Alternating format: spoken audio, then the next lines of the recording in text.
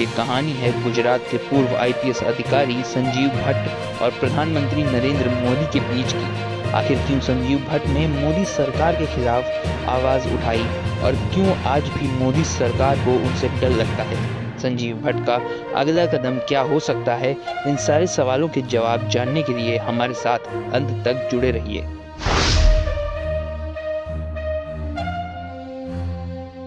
दोस्तों, सबसे पहले जानते हैं कि संजीव भट्ट कौन है। 1988 बैच के गुजरात कैडर के आईपीएस अधिकारी जो अपनी बेबाकी और सच्चाई के लिए जाने जाते हैं। भट्ट ने अपने करियर की कई महत्वपूर्ण केसों में काम किया है, लेकिन उनका नाम सबसे ज्यादा सुर्खियों में तब आया जब 2002 के गुजरात दंगे हुए थे। संजय भट्ट ने सीधे सीधे उस समय गुजरात के मुख्यमंत्री नरेंद्र मोदी पर आरोप लगाया कि उन्होंने दंगों के दौरान पुलिस को मुस्लिमों के खिलाफ नरम रवैया अपनाने का निर्देश दिया था। ये बात सुनने में जितनी सीधी लगती है, असल में उतनी ही विस्फोटक थी। भट्ट के इस बयान ने पूरे देश में हलचल मचा दी।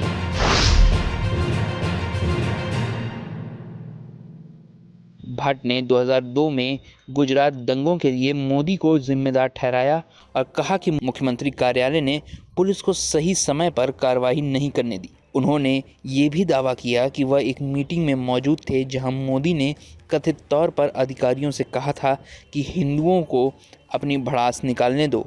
दोस्तों, इस बयान के बाद राजनीतिक गलियारों में भूचाल आ गया था, लेकिन इस गवाही की कीमत भट्ट को चुकानी पड़ी।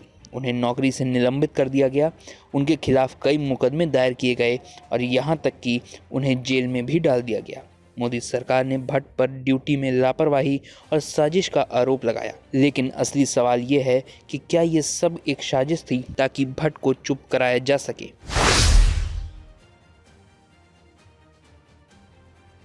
दोस्तों, संजीव भट्ट के खिलाफ कार्रवाई सिर्फ सरकारी नौकरी तक सीमित नहीं रही, उन पर व्यक्तिगत तौर पर और कानूनी हमले भी किए गए। 2011 में भट्ट ने सुप्रीम कोर्ट में हलफनामा देकर 2002 के दंगों में मोदी की भूमिका पर सवाल उठाए।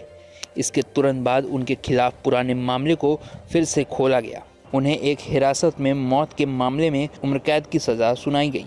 अब सोचिए, एक ऐसा केस जो 1990 का था, अचानक 2011 में कैसे इतना महत्वपूर्ण हो गया। संजय भट्ट और उनके परिवार ने कई बार आरोप लगाया कि उन्हें निशाना बनाया जा रहा है।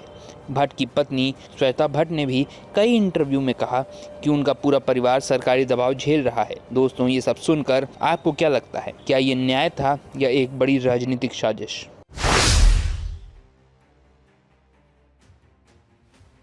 अब बात करते हैं असली मुद्दे की। आखिर क्यों नरेंद्र मोदी, जो आज देश के सबसे ताकतवर नेता माने जाते हैं, एक पूर्व आईपीएस अधिकारी से डरते हैं?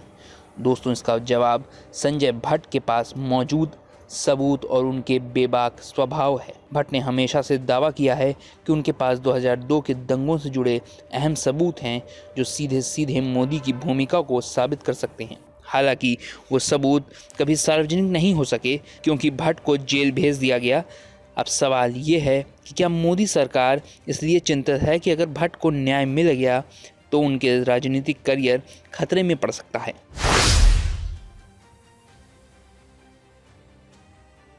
अब दोस्तों, संजीव भट्ट के अगले कदम की बात करते हैं। भट्ट इस समय जेल में हैं, लेकिन उनकी पत्नी श्वेता भट्ट और उनके वकील लगातार इस मामले को अंतर्राष्ट्रीय मंच पर ले जाने की कोशिश कर रहे हैं। वो संयुक्त राष्ट्र और अन्य मानवाधिकार संगठनों से मदद मांग रहे हैं। भट्ट के समर्थक ये भी कह रहे हैं कि अगर उन्हें अंतर्राष्ट्रीय समर्थन मिल गया तो ये मोदी सरकार के लिए एक बड़ी परेशानी खड़ी कर सकता है, और यही वजह है कि सरकार भट्ट पे लगातार दबाव बनाकर रख रही है।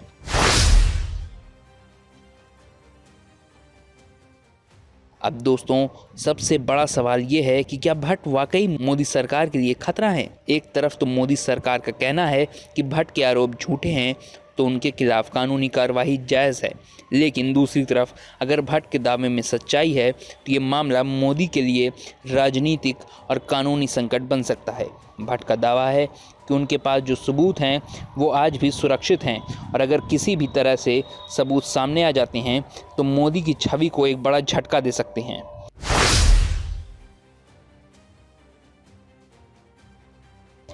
दोस्तों, इस पूरे मामले में सबसे बड़ा सवाल ये है कि क्या हमारे लोकतंत्र और न्याय व्यवस्था सच में निष्पक्ष है। एक व्यक्ति जो अपने अधिकारों के लिए लड़ रहा है, उसे न्याय मिलेगा या नहीं, और क्या सत्ता के दबाव में सच्चाई दबा दी जाएगी। संजय भट्ट के मामला सिर्फ एक व्यक्ति का नहीं है, ये हमारे सिस्टम का आईना भी है। अगर भट्ट को न्याय नहीं मिलता है तो उन सभी के लिए चिंता की बात है जो न्याय के लिए लड़ रहे हैं।